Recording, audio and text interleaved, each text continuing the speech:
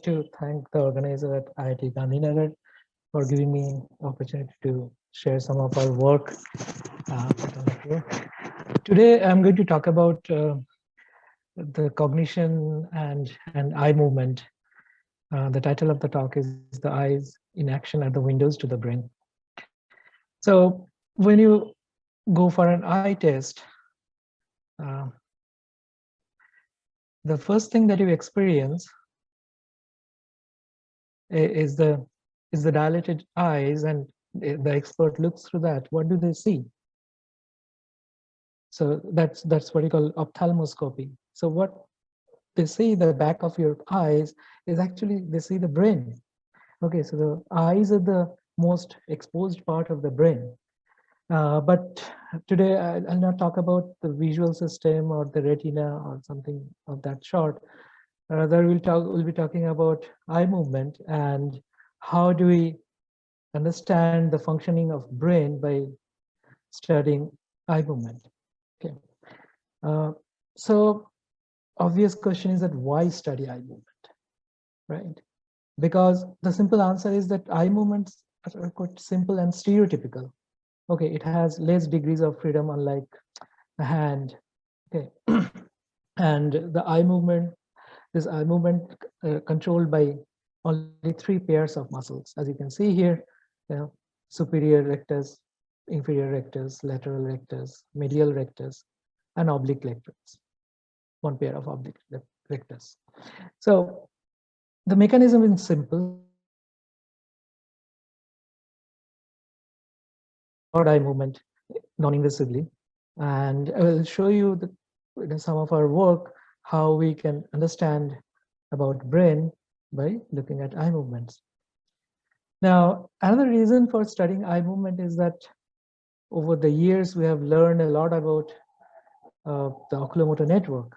Okay, and the technology allows us to record activity even from single neurons in these networks. Okay, so the neural circuits and computation underlying eye movements are better understood than any other limb movements. The third reason is that the eye movement actually incorporates many cognitive processes. Okay, so voluntary eye movements are influenced by cognitive processes. So by studying eye movement, we can understand some of the cognitive processes, the dynamics of the cognitive processes. I'll show you some of it in today's talk. Another reason is that kinematic of eye movements are quite similar to other limb movement in several cases. Okay, so by looking at eye movement, you can make some good assumptions about the other limb movements. Okay, so mechanisms of movements. Now there are different types of eye movements: saccadic eye movement, smooth pursuit, vergence, optokinetic. Today I'll focus on saccadic eye movement, which is very fast, rapid eye movement to the object of interest, and the velocity of this saccadic eye movement can reach up to say 500 degree per second. Okay. Now, why do we need saccadic eye movement? Okay. The reason is probably is a non-uniformity of visual acuity in the retina. Okay, unlike your camera, the visual acuity is maximum at the fovea. Okay, and as we go away from the fovea, on the retina, the visual acuity decreases very rapidly, like this, on the both sides of the fovea, as you can see here.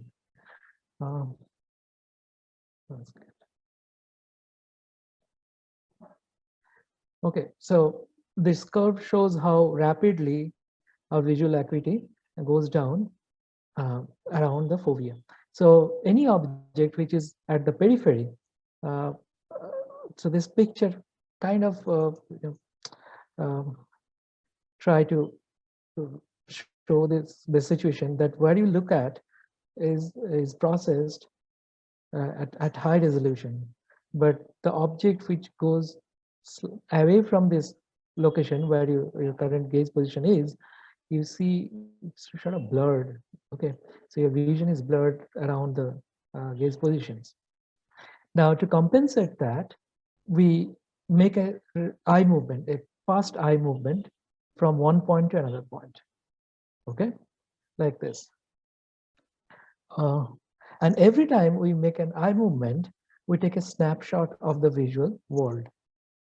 And then our brain make a collage of those snapshots to make a complete percept of the world. Okay, so every time you make an eye movement, wherever the gaze position is around that location, you take a small snapshot of the visual world, and then your brain make this collage. Okay, we are not aware of these things that happens in the brain. Now, I'll talk about this saccadic eye movement. Also, at the end of the talk, or in the last part of my talk, I'll show you some of our study on pupillometry. Now, like saccadic eye movement, pupil also partially reflexive, partially under cognitive control. Okay, and so as we know, this pupillary light response, which is reflexive, that has some kind of protective purpose. Okay, so it protects our retina from exposure to overwhelming luminance. Okay, so people constrict in light and dilate in dark reflexively. So this diagram shows some PLR pathways. We'll talk about it later on in more detail. So this is a setup in our lab where we record eye position and people size in real time. Okay, so as you can see here, a volunteer is sitting in front of a display where we show some visual stimulus. The subject put their chin on the rest to reduce the head movement, and there is a desktop eye tracker that record their eye positions. On the screen, it looks like this. So first, I'll begin with how eye movement actually influence perception. Okay.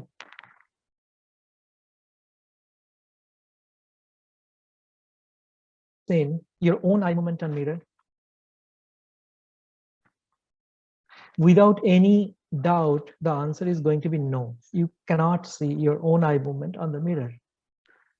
The reason is your visual acuity is actually suppressed around the time of saccade, and that is called saccadic suppression. And there is a purpose of that. Every time you make your eye movement, the projection of the visual world, sweep very fast across the retina. So if there was no saccadic suppression, you would have seen the world like this every time you make your eye movement. By the way, we are not aware of our own eye movement, but in every second we make on average 3 saccadic eye movement. Okay. So every time we make an eye movement, we would have seen the world blurred because of this retinal sweep of the projection of the visual world. Now, it's not only the visual perception is suppressed, but the perception of time is also distorted around the time of saccade. Okay. As Einstein said, the time is an illusion. There is no absolute thing about the time. Now I can actually may I ask you to look at this dot and tell me the number you see. Probably you cannot tell. Okay, so just focus on this blue dot here. Okay, and then quickly look at that watch that is going on. If you can see this, the arm moving. Okay, I can get your response, but you probably have seen that after you look at that watch, that second arm, the first movement of the second arm appears to be delayed compared to the subsequent movement. Okay, so that is what you call stop clock illusion. Okay, so when you make a eye movement, uh, that movement of the second arm appears to go slower than subsequent movement. So this phenomena was tested in the lab.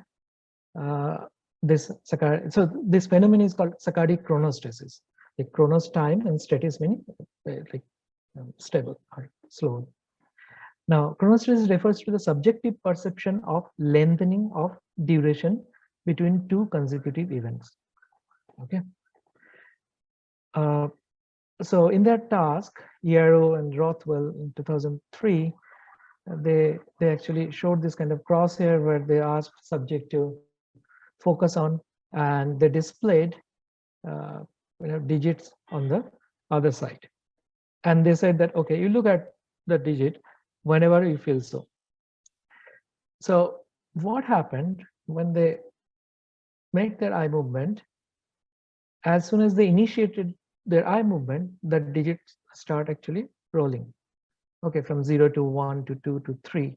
Now, what they found that this that the first, the transition from 0 to 1 was perceived longer than the subsequent.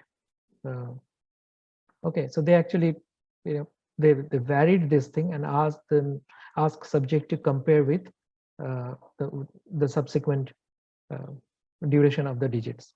Okay, so all these digits consumed 1 second on the display, but the first transition was variable.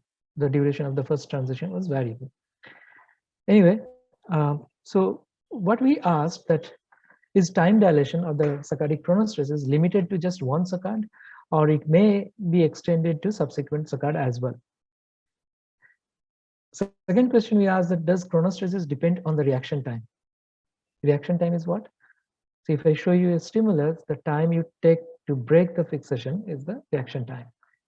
And we also asked whether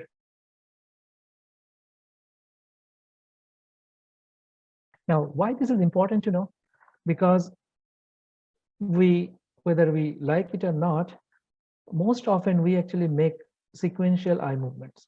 Okay, for example, if I have to find out the PI in this lab picture, you make a sequential eye movement and finally find out that lady in gray hair. Okay,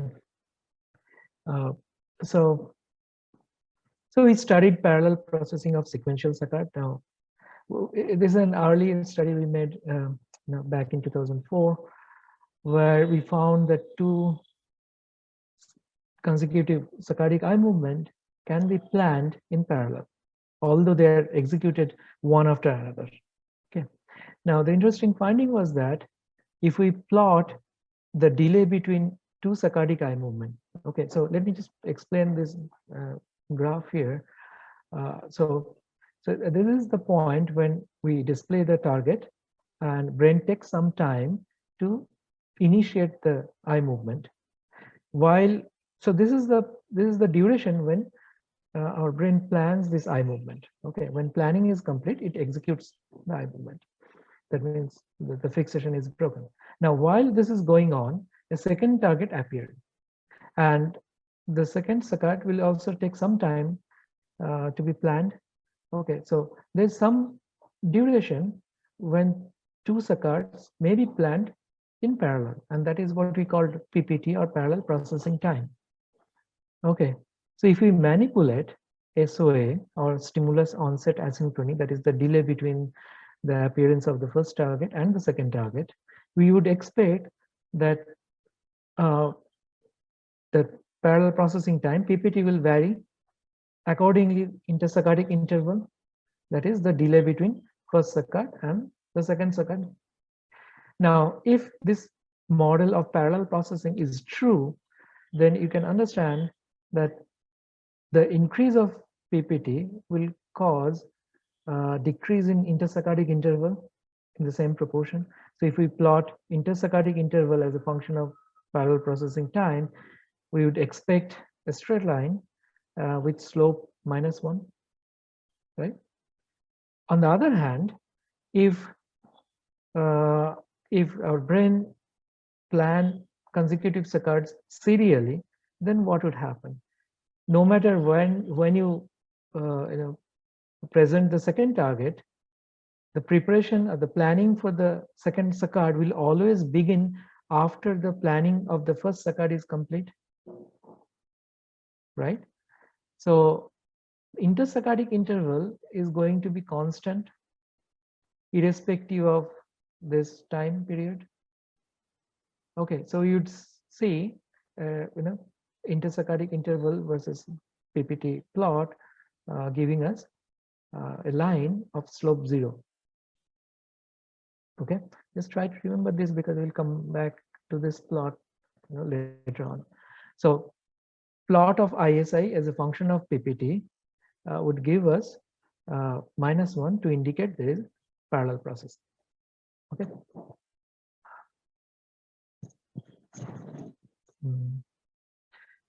So back in 2004, around that time, we began experiment where subject actually performed in 2 conditions. One is called follow condition and the redirect condition. So first, the subject fixated at the center of the screen, then the fixation point disappears and a green target appears anywhere on the screen. And after a delay, we called it target step delay, that is variable. After a delay, a red target appears. In the follow condition, we ask them to first look at the green target as it appeared first, and then look at the red target as it appeared second. Okay, so this is the kind of correct behavior. So they first looked at the green target, then move their gaze position to the red target. Okay, so that is the correct behavior. Sometimes they failed to do so and they directly looked at the red target. So that was an erroneous behavior and subjects were rewarded for the correct behavior. On the other condition, which we called redirect condition, the stimulus was the same. Okay, so they fixated, then a target appeared. After a variable delay, another target appeared. Now in this case, instruction was slightly different. So we asked subject, if the second target appears, then don't look at the first target, make a direct eye movement to the second target. Now, by the way, there are only 40% of trial which had 2 targets.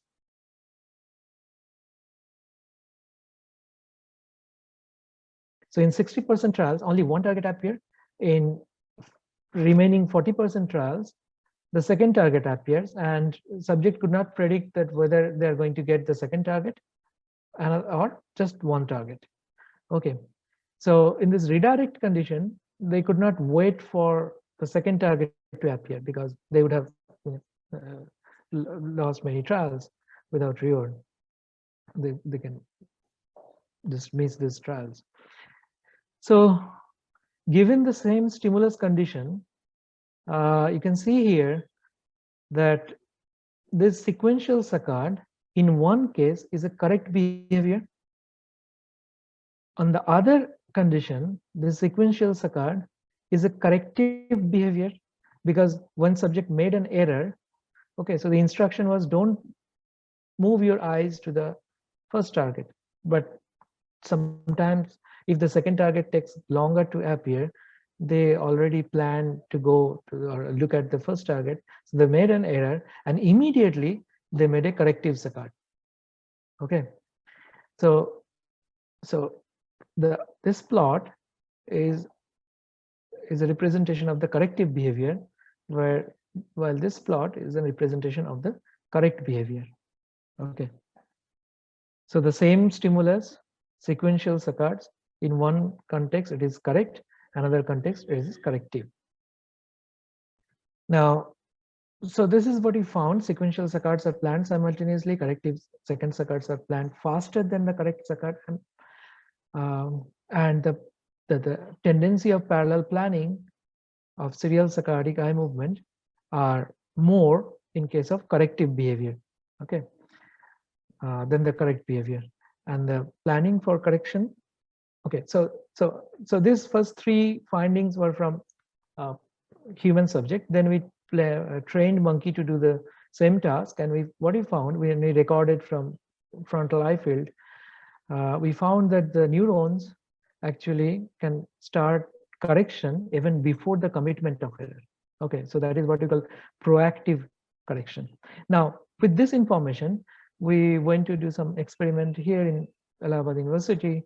What we did, we showed our subject a blinking central fixation spot, and that spot actually flickered at constant rate for 6 times. Okay, subject observed the flickering, and they had to remember the frequency of that flickering, okay, or the delay between on and off state of the fixation spot. Then a target appears. Okay, it's like a circle with just one arrow, upward arrow. Okay, in some trials, in 40% of trials, a second target appears after a variable delay, and the instruction, like the previous task, was that the subject must look at the first target, and if there is a second target, they should follow the second target as well. And when they're making this second target, the upward arrow kind of moved clockwise. I'll show you the animation. So this is the setup. Okay, so this blue spot indicates the gaze position. So when the first target appears and the second target appears, in follow condition, they first make a saccade and the second saccade. Now, while they are doing this, they're following this target, this clock moved. Okay, so that was the correct behavior. And we asked subject at the end of the trial whether this delay of movement they have seen is shorter, equal, or longer than the duration of flickering. Okay, so this flickering duration varied from 600 to 1400 milliseconds, and this delay, that clock movement, was always 1 second. Fine. In another condition, in the redirect condition, the stimulus was same. The instruction was different. That if there is one target and two target in 40% trial, they should directly move their eyes to the second target. Okay, so that was the correct behavior. However, sometimes they failed to directly look at the second target.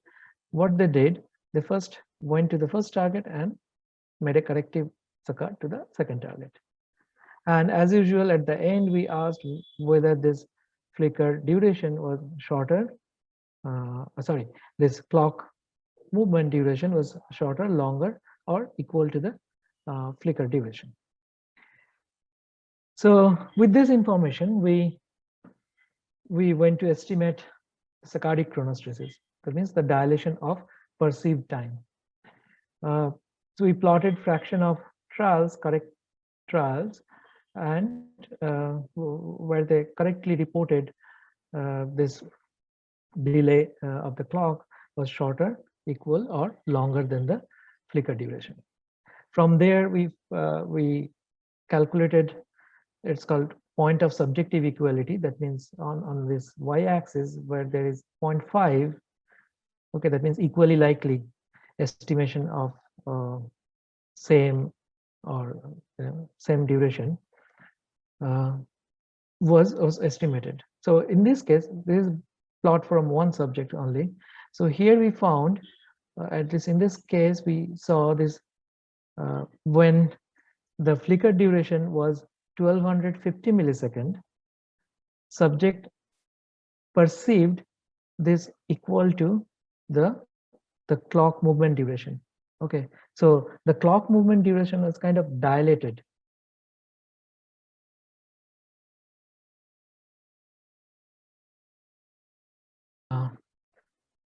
Then the 1 second. So here the perceived temporal dilation is 250 milliseconds. Then we went to see what is the average duration, and this plot shows the reaction time and the magnitude of chronostasis. Here you see this, the reaction time for redirect task in no step trials, that means when only one target was there, so the Saccadic latency was shorter in the follow task than the redirect task, and there was no difference in the chronostasis, meaning the time dilation between two tasks. We also found this chronostasis, so the time dilation, was actually shorter in magnitude than the single Saccadic condition. Okay, so meaning no step condition in both tasks, like follow and redirect. So this triangle shows the magnitude of time dilation when there is only one Saccad. Okay. Otherwise, there is no difference in the magnitude of chronostasis between two tasks. So we concluded that the second or the corrective Saccad latency was shorter in the redirect task than the second correct Saccad latency in the follow task, but there is no significant difference in the perceived time dilation. Okay.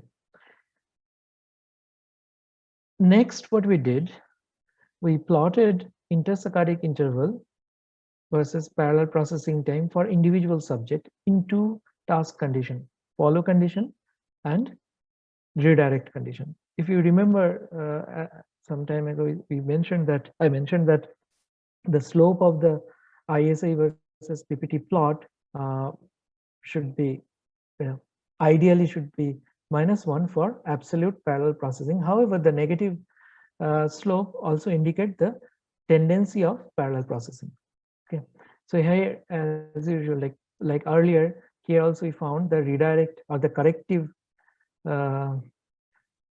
Saccad. So the parallel processing of corrective Saccad is more parallel than the correct Saccad.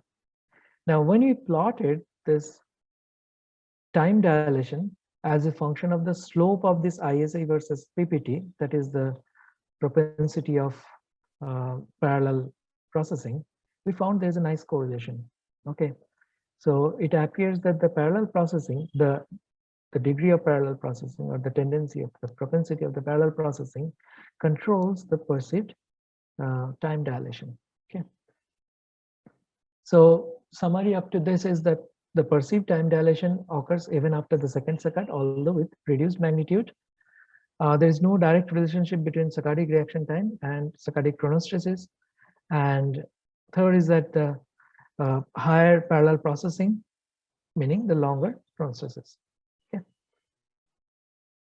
Now we'll shift our focus to inhibitory control of action, and we'll see how perception influence our action.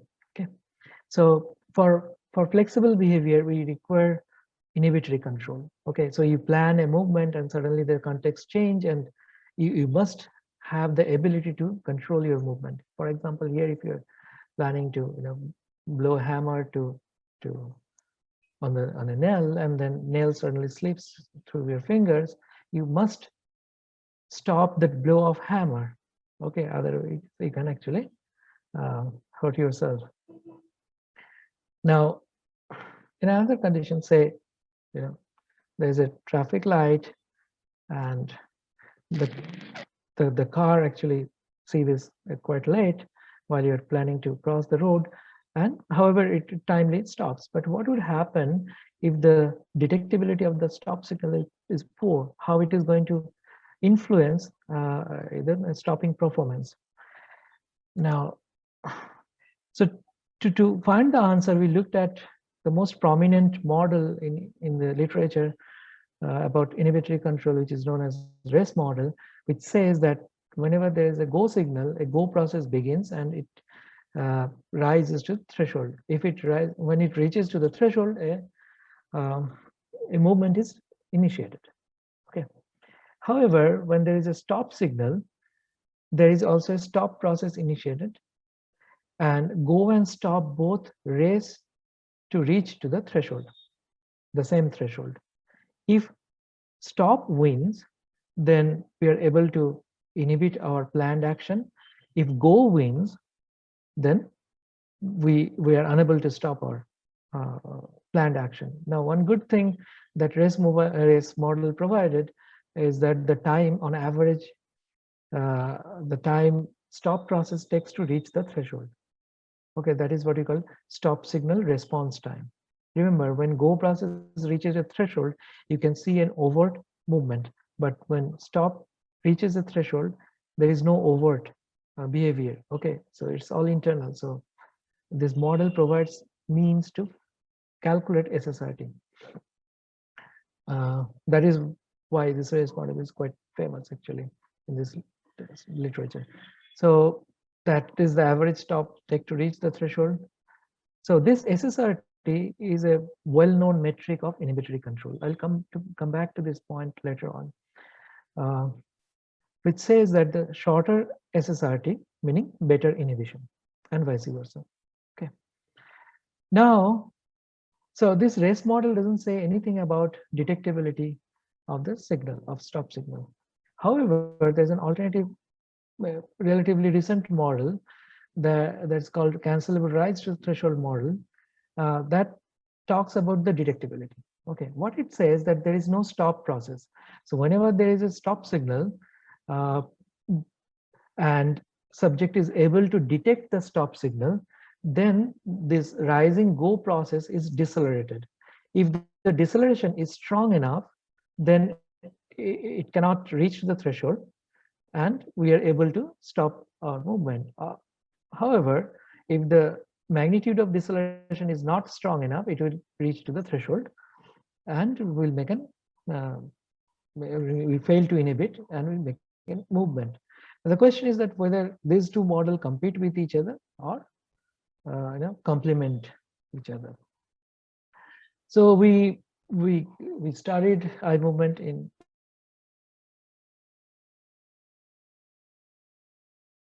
that. Okay, subject fixated at the center and a target appeared in the periphery, any of these 8 positions. Now, in 60% trials, there is only one target. Sorry, means there is no stop signal, so they made an eye movement. However, in the remaining 40% of trials, this fixation point reappeared, indicating that in this trial, subjects are not supposed to make an eye movement. Okay, so they refrained their eye movement, refrained from making a movement. If they are able to inhibit their planned saccadic eye movement, then it was the correct behavior and they were rewarded. However, sometimes they made an erroneous saccade to the target. Now, what we found, I just quickly describe this. That at the end of the trial, actually, we asked subject whether they could see or they could detect the. We actually manipulated the detectability of the stop signal using a paradigm called RSVP, Rapid Serial Visual Presentation. I'm not showing it here, but at the end of the trial, we asked, did you see the stop signal or did you not? Now here this plot shows there's nice correlation between inhibition and detection. You can see this plot closely follows. So this black trace corresponds to the correct inhibition, and this gray color this trace say the correct detection.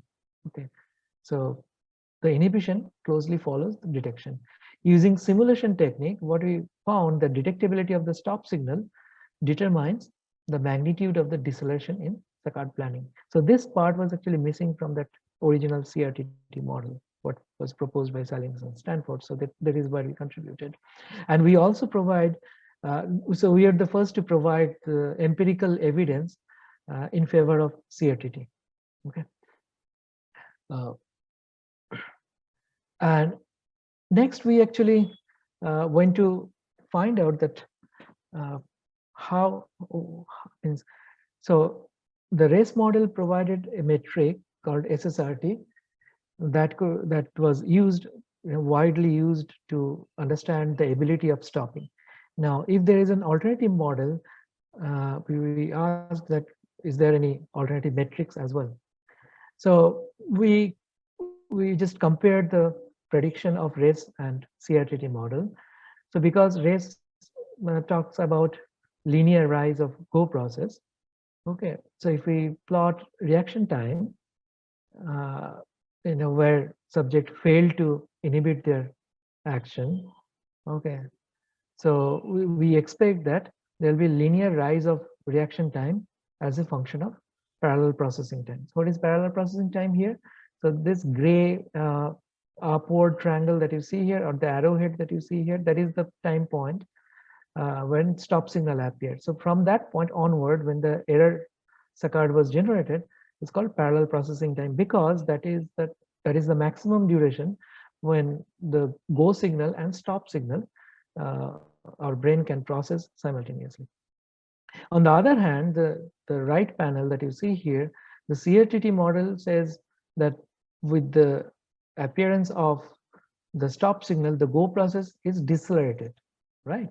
So depending on when this stop signal is appearing, the go process will be decelerated. So if we plot reaction time as a function of, reaction time is this one, this duration, okay, from the target on, or the go signal on, to the saccade on. Okay, so if we plot reaction time here as a function of parallel processing time, we should see a nonlinear rise because of this deceleration. So we went ahead and deduced the relationship between reaction time and parallel processing time, and it turns out to be an exponential function, okay, of this form. So B and C are the fitting coefficient, and epsilon is a constant actually, depending on the system that we use. For our case, it was 4 milliseconds around. So what we found is, as predicted by the CRTT model, the plot of RT as a function of PPT was exponential. Okay, and so that is, so the middle panel here you see the plot from one subject, and here it is the average plot across the population. So we recorded 20 subjects. 3 turned out to be outlier, means they could not perform correctly. So with this equation, we derived two metrics for the estimation of the ability to stop. So one was derived from the slope of the curve, and in the log scale, it's called log attenuation rate. Okay, like how strong the go process was decelerated in log scale. And the other one we call the proactive delay. Okay, so when you know that a stop signal might appear, okay, so you tend to slow down the system.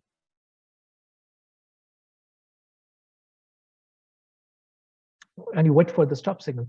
So this fitting parameter C, which is the intercept on the y-axis as at ppt equal to 0, okay, we call this as proactive delay. So we propose these two parameters. One is the log attenuation rate, which is the slope in the log scale, and the intercept, that is proactive delay, that is the procrastination in expectation of stop signal.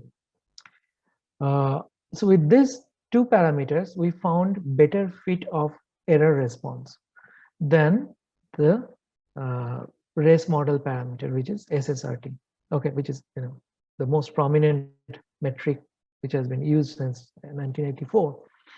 So we found that with our parameters, we could explain about 77% of the variance, while SSRT was able to only account for 37%. So we then tried to find out the correlation between our parameters with SSRT, that is the race model parameter, and we found that the proactive delay or the procrastination of saccade planning was not correlated with SSRT, and we did not expect that too, because SSRT talks about only reactive delay, not the proactive delay. So, however, the log attenuation rate, that is the magnitude of deceleration, or indirect measurement of the magnitude of deceleration of the co-signal was highly correlated with SSRT. Okay, so at least in one case, we now know that the race model and the CRTT model complement each other. So summary up to this is cancelable rise to threshold CRTT model is an efficient alternative of race model. The detectability of the stop signal is a critical component of inhibitory control, which race model doesn't talk about. And we proposed two parameters, and which can be used as alternatives to the race model parameters. Now we'll go to the last part of my talk, which is pupillary light response. And as you can see here, in dark in dark environment, people dilate, and in light, people constrict. So this constriction and dilation is accomplished by two types of muscles. One is called sphincter muscle for constriction, as shown by this, gray spindle type shape, and the dilator, which is unfilled spindles. And this is the PLR pathway. Okay, so the neural network that as we know right now is the network responsible for the PLR. Now, as I mentioned earlier also, that PLR and Saccard has a commonality that both are partly reflexive and partly under cognitive control. So, so some previous study shows that the pupillary reflex is consensual. That means if you put light on one eye, not the other one, both eyes will actually constrict, and similarly it will dilate. And it can be modulated by different cognitive processes, for example, alertness, arousal, surprise, decision making. You can actually do a test right in front of the mirror. You start do some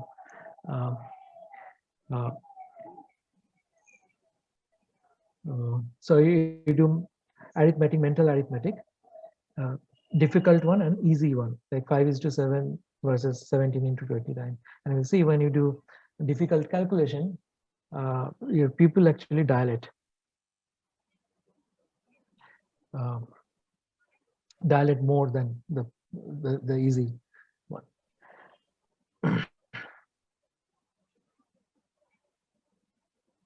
How much time do I have? So anyway. 5 more minutes. Okay. Okay, so I'll quickly go through this thing.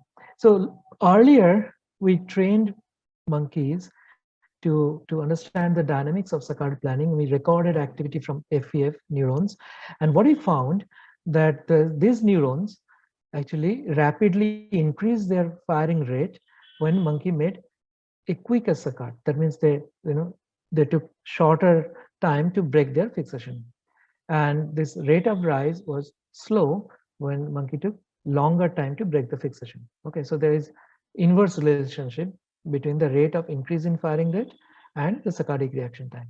Now, one thing we asked that the frontal eye field is actually a part of the PLR network. Okay, so frontal eye field send projections to the pupillary light response pathways.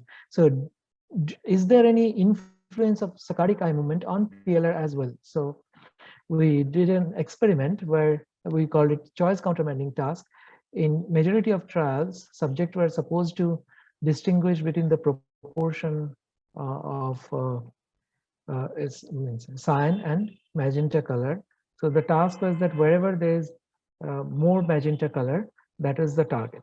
Okay, in 40% of trials, as usual, as I described earlier in the countermanding task, after a delay called stop signal delay, the variable delay, the fixation point reappeared. Okay, instructing subjects to withhold their eye movement. And sometimes they're able to withhold it, so that's the correct behavior, but sometimes they fail to withhold their eye movement and made erroneous Saccard. Now, while they're doing this task, we recorded eye movement as well as their pupil size. And here the plot on the left-hand side shows their pupil size. Okay, it's a population data, normalized pupil size. And that shows a clear distinction of the rate of pupil constriction in different reaction time. Okay, so this solid line corresponds to trial where the reaction time was short, and this dotted line, you probably don't see this dot anyway. So this dotted line shows the reaction in the trials where the reaction time was longer, and the constriction rate was highly correlated with the RT. So we aligned pupil size on saccadic eye movement. So anything that is before this zero, this part, is before the saccadic onset.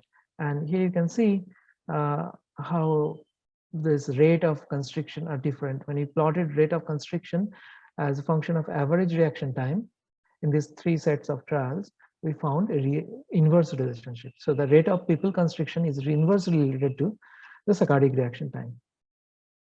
Now, with this knowledge, we went to simulate simulate pupillary light response in the saccadic condition.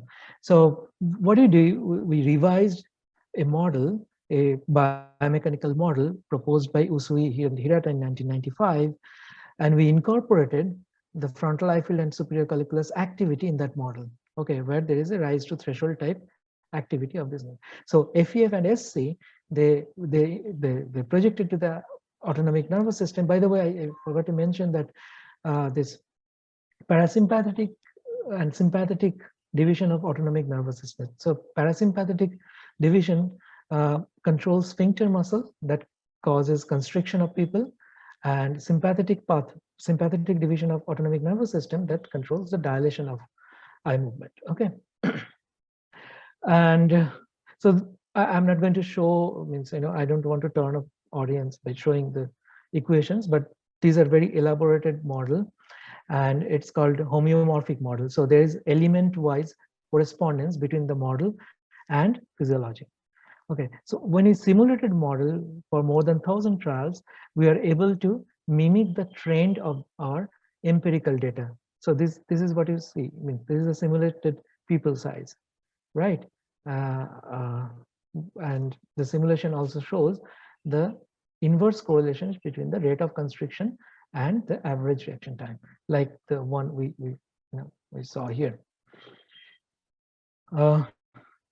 So that required to revise the neural network, and so this is what we knew earlier, and we incorporated this activity of FEF and SC in this PLR pathway, and this is the revised network that allows influence of saccadic eye movement on pupillary light reflex.